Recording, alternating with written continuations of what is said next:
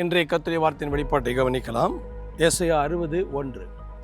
எழும்பி பிரகாசி, உன் ஒளி வந்தது, கர்த்தருடைய மகிமை உன்மேல் உதித்தது.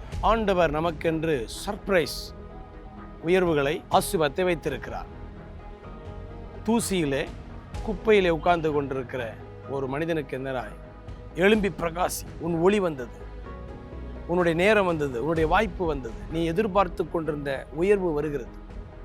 ஆண்டவர் நம்முடைய கோஆபரேஷன் எதிர்பார்க்கிறார். அவருடைய மகிமை நம்முடைய வாழ்க்கையில விளங்கும்படி விரும்புகிறார்.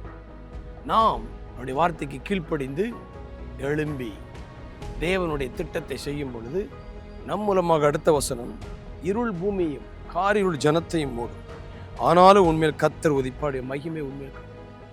சுற்றி நடக்கிற சூழ்நிலைகள் எதிர்மறையாக இருக்கலாம், ஆனால் தேவன் உங்களுக்கு மகிமையான திட்டங்களை வைத்திருக்கிறார். இருளை பார்த்துவிட்டு ஒளியை நீங்கள் புலம்ப வேண்டாம். இருளை சபிப்பதை விட்டு வெளிச்சத்தை நீங்கள் விரும்புங்கள். ஆண்டவர் உங்கள் வாழ்க்கையில் மகிமையான திட்டத்தை வைத்திருக்கிறார். இன்னொரு அதிகாரம் சொல்லப்படுது, தூசியை உதறி விட்டு எழும். அன்வான்ட் டஸ்ட், பழைய கால நினைவுகள், கடந்த கால தோல்விகள், இழப்புகள், விரக்திகளை எல்லாம் யோசித்து கொண்டிருக்கிற அந்த டஸ்டி தாட்ஸ் எல்லாம் விட்டுட்டு ஒரு புதிய யுகம், புதிய நாள், புதிய உயர்வு, புதிய மகிமை எனக்காக வகிக்கிறது விசுவாசித்து நீங்கள் எழும்புங்கள். ஜெபத்தில் எழும்புங்கள், ஆராதனை எழும்புங்கள், வேதத்தில் எழும்புங்கள். ஆண்டவர் உங்களை பிரகாசிப்பார். ஜெபிக்கலாம். தகப்பனே, இந்த நாளிலும் தீர்க்க தரிசனமாக அநேக நேரம் வந்து கொண்டிருக்கிறது. இது அவர்கள் எழும்பி பிரகாசிக்க வேண்டிய நாள்.